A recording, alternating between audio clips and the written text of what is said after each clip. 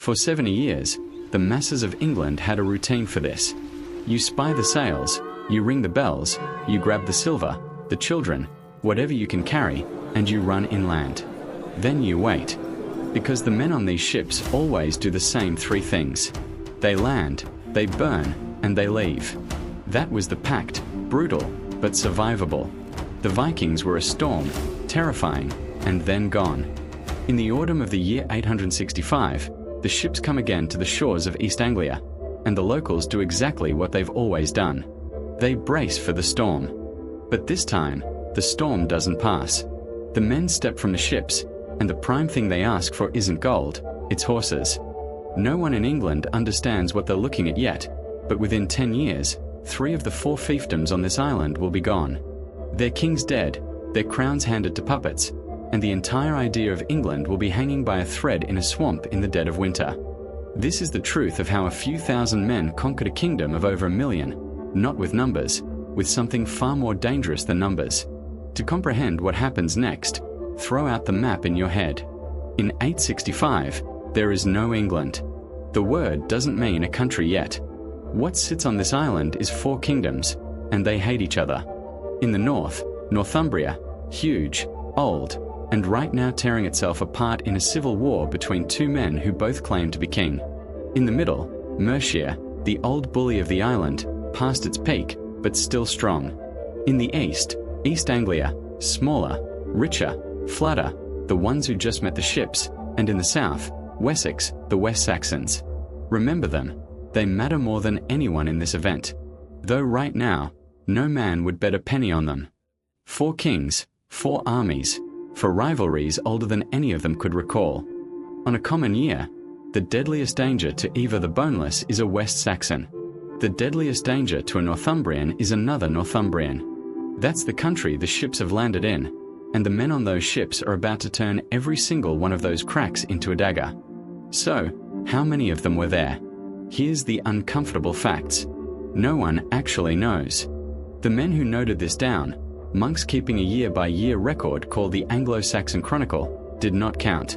They just called it the Missal here, the Grand Army. Grand not as in proud, grand as in big, bigger than anything they'd seen come off the sea before. For a good time, historians guessed small, a few hundred fighting men. But over the last 20 years, archaeologists have started digging up the places this army actually camped, and we'll get to those, because one of them will genuinely stop you cold. What they've found does not seem like a few hundred men. The actual answer sits somewhere in the low thousands, a few thousand spears against a population of well over 1 million people. On paper, it's insane, a rounding error of an army in a country 100 times its size. They win though. Here's how. The first move is the one no one saw coming, and it's the simplest thing imaginable. They didn't split.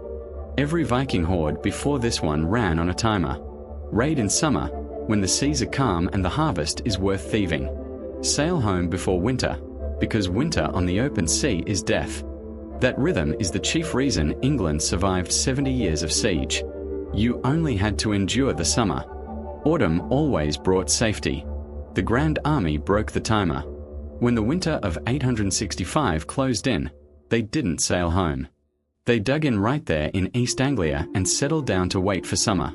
And the East Anglians, desperate to make this everyone else's problem, bought truce.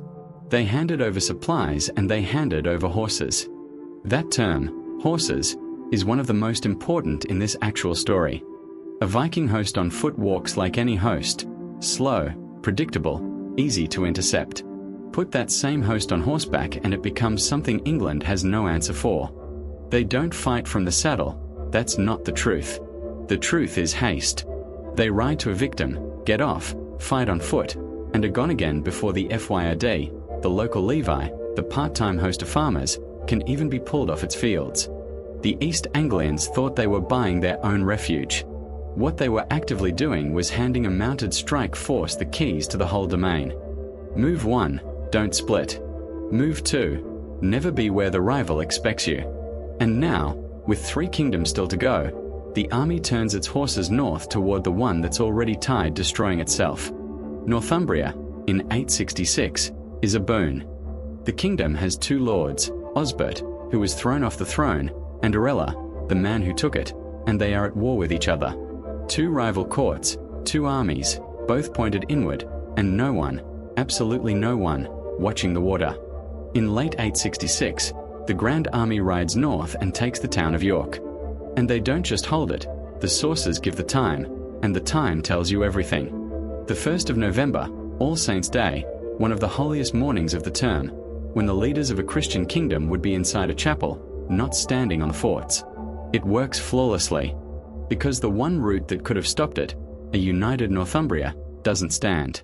It takes the two warring lords months to understand they now have a bigger problem than each other. They finally do the obvious route. Way too late. On the 21st of March, 867, Aspert and Ella drop their spat, combine their forces, and attack York together to take it back. It's a massacre. Some of them fight their way inside the walls, and inside the walls, it turns into a killing house. Both lords die that day. The Northumbrian royal clan snuffed out in a single afternoon. And here the army shows you move 3. They don't aim to rule Northumbria. They don't have the bodies to occupy a kingdom this bulk, and they know it. So, instead, they find a local Englishman, a man named Egbert, and they put a crown on his brow. A lord who rules only as long as he obeys, who pays them, who keeps the kingdom quiet on their behalf. Why govern a kingdom when you can just own its lord? Two kingdoms have now met the Grand Army. Northumbria is a minion, and the men who did it have not fought a single combat they didn't select. Mercia is next, and Mercia, unlike Northumbria, sees them riding. In 867, the army moves into Mercia and seizes the city of Nottingham. And for the first time in this broad event, England does the trick that should have worked from the very beginning. It unites. Burgred, the Lord of Mercia, sends for aids, and Wessex answers. The West Saxon lord, Ethelred, and his younger brother, a man named Alfred, march north with an host. For one shining second, two English kingdoms stand shoulder to shoulder, penning the invaders within Nottingham. And then, silence happens. The Grand Army sits behind Nottingham's gates and simply refuses to come out. The English have no key to force them. The fight drags on. Winter creeps closer. And in the end, the Mercians do the error everyone in this fable keeps doing. They bow. Silver changes palms. The army agrees to clear Nottingham, and the great English alliance quietly dissolves and goes home. Now, regard the pattern, because the army has absolutely noticed it. Every single time England is made to select between fighting and buying, it pays. Every year. And every payment teaches the host the exact true lesson. These locals will always select the refuge in front of them over the war they're scared of. That is not just a weakness. That's a weakness you can build an actual strategy on. They take the Mercian riches. They file Mercia away for later, because there's unfinished business back east. In 869, the Grand Army returns to East Anglia, the kingdom that early gave them horses. Only this time, there's no pact on the table. This time, they've come to end it. The Lord of East Anglia is a man named Edmund, and in the winter of 869, he does something almost no one in this fable does. He fights, he loses, and he ends. What the earliest record actually says is brief and cold. The army took winter quarters, and they bested Lord Edmund, and they conquered the soil. That's it. That's the contemporary account. The telling you may have heard Edmund lashed to a post, shot so full of arrows he looked like a hedgehog, and then beheaded. That fable is real, but it comes later. It was written down more than 100 years after his death as the tale of a pious by a monk who wanted to give Edmund a martyrdom value remembering. Did it happen that way? We can't tell. What we do tell is harder and plainer. The Lord stood, the Lord died, and East Anglia had no one free to rule it. 3 kingdoms, 3 winters apart, all of them conquered or collared, and the army has barely wept. Now there is only one free. In 870, the Grand Army turns south and rides into Wessex, and Wessex does not fail. The term 871 is so violent the Chronicle can barely keep step with it. 9 clashes in 12 months. The most prized comes early at a place called Ashtone, where the West Saxons, led by the Lord's young brother Alfred, actually break a Viking army in open field and send it fleeing. For 1 second, It seems like someone has finally found the answer. They haven't. Because here is the brutal arithmetic of this actual war. When the West Saxons win a combat, they kill some raiders, and the army pulls back to regroup. When the Grand Army wins a combat, a kingdom dies. The two sides are not playing for the like stakes. Wessex has to win every year. The army only has to win once, and 871 grinds Wessex to the core. Battle after battle bleeds it white. In April, the Lord Ethelred dies. Whether of injury or sheer exhaustion, the scroll won't say. And his younger brother inherits a title he may not survive the year wearing. Alfred, now lord of a kingdom on the very cusp of collapse, does the only trick left to do. He tips them to go afar. And it works, for yet. The army has taken the measure of Wessex, pocketed its riches, and it has somewhere else to be. Because it's finally hour to settle what it started in Mercia. This is the step where the earth itself gives evidence. For over 1,000 years, almost everything we knew about the Grand Army came from monk-scratching words in the margins of chronicles. But in the last few decades, archaeologists have found the places this army actually lived between campaigns, and those sites rewrite what we thought this horde even was. In the winter of 872 into 873, the army makes base at a place called Torksey on the River Trent in Lincolnshire. And when archaeologists mapped what they'd kept behind, they found something surprising. The zone covers around 26 hectares. That is not a war base. That's a small city. A temporary Scandinavian town that appeared on English land for a single winter with metalworkers and traders and gaming pieces and hundreds of golds and weights. Because this army didn't only brawl, it did business. It repaired its gear, melted down its pillage, gambled away the cold dark winter, and then vanished in summer. A settlement that bulk does not keep a few hundred men. Torksey is a key reason historians started updating the numbers upward. And then there's Repton. The true next winter, 873 into 874, the army walks to Repton in Derbyshire and rests right beside a chapel. And it is here, centuries later, that archaeologists uncover something that makes this actual war suddenly horribly tangible. Beneath a low mound near that chapel, packed into a lonely broken-down building, lie the jumbled bones of at least 264 humans. Nearly 80% of them are men, most between 18 and 45, fighting age. For years, there was a riddle hanging over them. Early exams seemed to date some of the bones to the fall century, and fears snuck in about whether these were the army's dead at all. But fresh analysis cleared it up. The old times had been thrown off by something almost insane: how much seafood these humans ate in life. And once that was corrected, the result came back clear. The bones fit.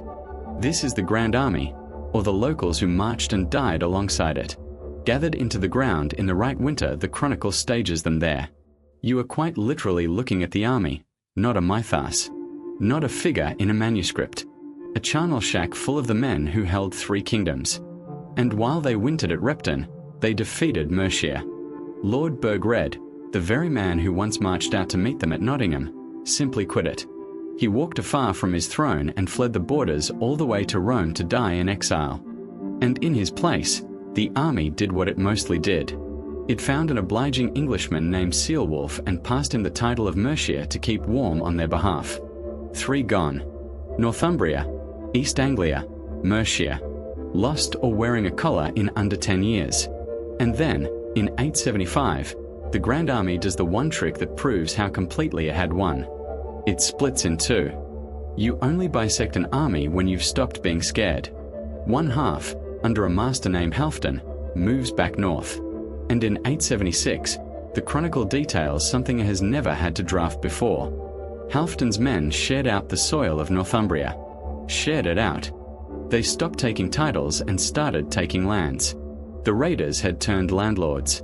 The conquest was quietly turning into a kingdom. The beginnings of the Scandinavian England that records would come to call the Danelaw. The final half, under a master named Guthrum, looks to the last item on the roll, the one kingdom that paid them off instead of dying for it. Wessex. For 2 terms, Guthrum probes it, testing its sides, feeling for the soft spot, until January of the year 878, when the army tries its oldest play one final turn, the true play it opened with all those years ago on the East Anglian shore. Surprise. In the dead of winter, in the still days just after Christmas, when no medieval army was ever supposed to be on the tramp, Guthrum strikes at Chippenham, where Lord Alfred and his actual court are wintering warm and completely exposed. It's the East Anglian shore all over again. The beast that isn't supposed to blow in winter, coming in winter. Alfred barely escapes, not at the head of an host, as a fugitive, running with a cluster of men into the sloughs of Somerset, to a piece of dry ground called Athelney, hidden deep in the marsh. Sit with that scene for a second. 13 terms earlier, 4 kingdoms owned this domain. Now 3 of them are gone, and the last lord of the last one is hiding in a bog in the snow with nearly nothing left. A few thousand men against 1,000,000. And they did it without ever once fighting true. By waiting when they should have gone. By riding faster than anyone could strike. By turning England's own hatreds into blades. By owning lords instead of killing provinces. And by sensing every single time that these locals would rather pay than brawl. By every reasonable account, England is defeated. Except the man in that marsh is about to do something in the summer that not one figure in this actual fable has managed. He's going to make the Grand Army fall, but that how one cornered lord in a swamp in the last kingdom left existing smote the army that smote England is a grand fable of its own.